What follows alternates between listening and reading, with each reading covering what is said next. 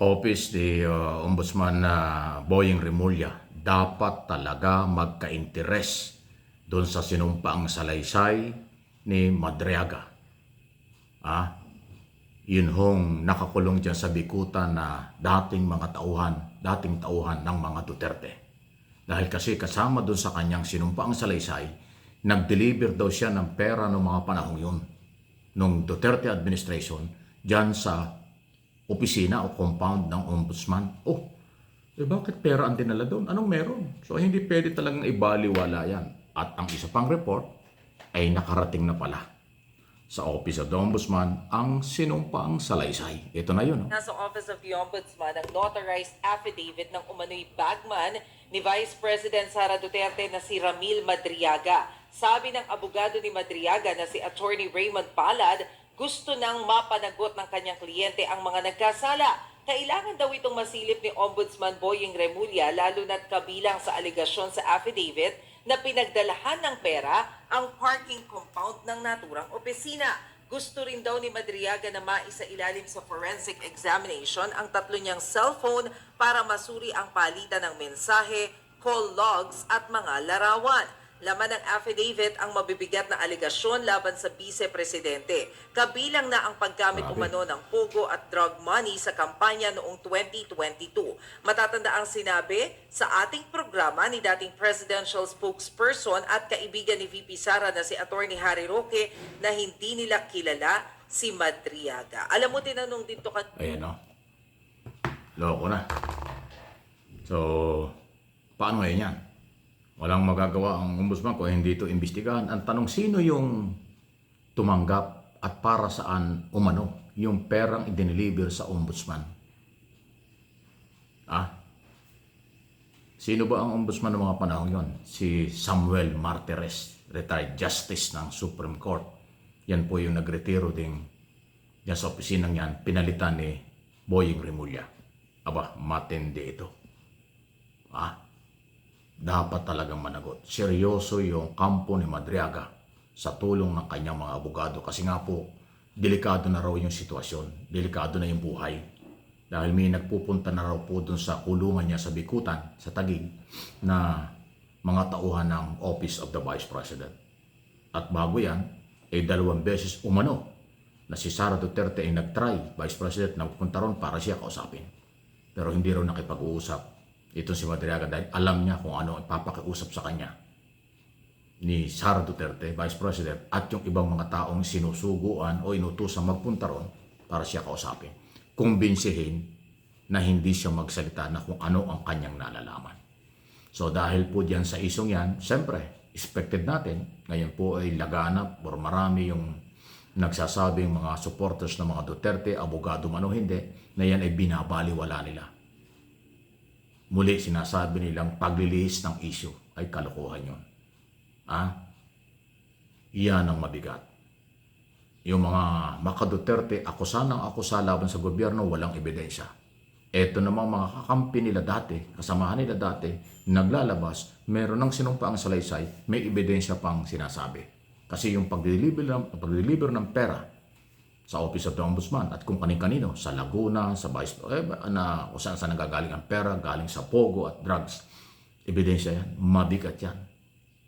Sino mga taga-ombudsman ang nakatikim ng perang ito na galing sa drugs at pogo?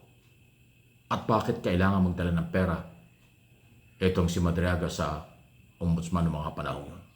Dahil ba meron silang mga kaso, meron silang mga problema dyan na dapat nilang bigyan ng proteksyon? Ganun ba yun? Matindi. Huwag ibaliwala.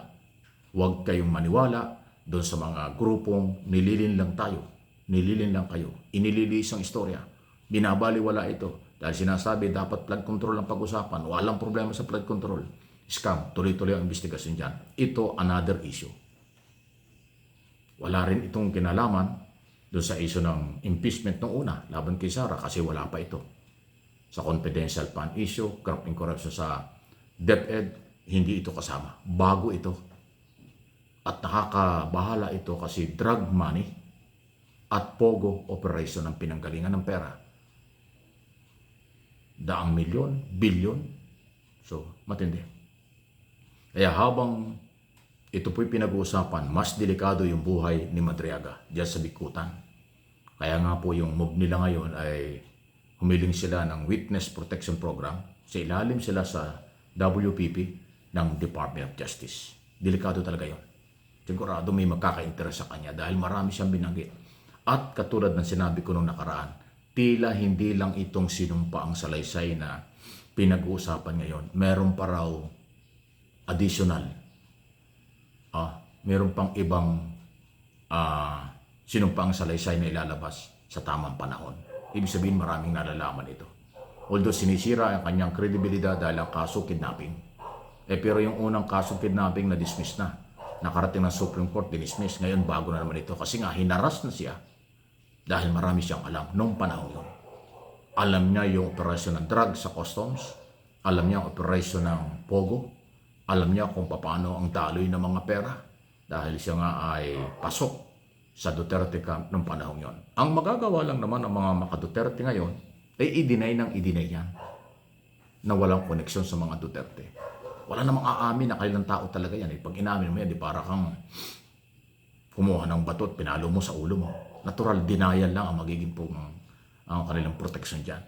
Pero kung yung sinumpaang salaysay ay kayang panindigan, napakabigat po ng akusasyon. Pati mga kung sino-sinong opisyal dyan sa ombudsman talagang dapat managot. Tama pala yung ginawa ni Remulla. Pinagre-resign yung mga hindi naman yata walang qualification or midnight appointee noong nakaraang administrasyon. Di ba may kita 200 yung pinagre-resign niya. So tama lang. Linisin ni Remulla ang ombudsman, meron palang mga korap yan. Linisin, hanapin, panagutin kung sinong tumanggap ng pera at itanong kung para saan yung perang idinideliver na yan. At yan ay magiging basihan or ebidensya para naman ho imbestigahan ang Vice President. Okay? Kasi corruption ho yan. Merong authority, merong jurisdiction. Ang Office of the Ombudsman para ho mag-imbestiga sa Office of the Vice President dahil wala hong immunity ang Vice President sa isong korupsyon, investigation, or kung ano man na posibleng katuda-tuda ang mga ginawa at ginagawa. Ayun po yun. So walang personalan ito. Sinisira lang po ang isyong ito ng mga maka-Duterte dahil alam nyo kung anong layunin. Alam nilang maiipit sila dito. Alam nilang hindi pangkaraniwang akusasyon ito. Alam nila malaking pananagutan ito. Kaya ang ginagawa ngayon, sirain ang kredibilidad, ilihis ang istorya, palabasin na harassment, palabasin na masamang tao si Madriaga, palabasin na ginagamit ng gobyerno si Madriaga, samantalang personal na sinumpaang salaysayan. Ayan po At least meron na kayong alam kung ano ang mga nangyari. Yan naman ang ating purpose dito sa ating mga channel. For information, for education, ang impormasyon gusto kong iparating sa inyo. Kaya i-share ninyo, like and share lang po. Thank you!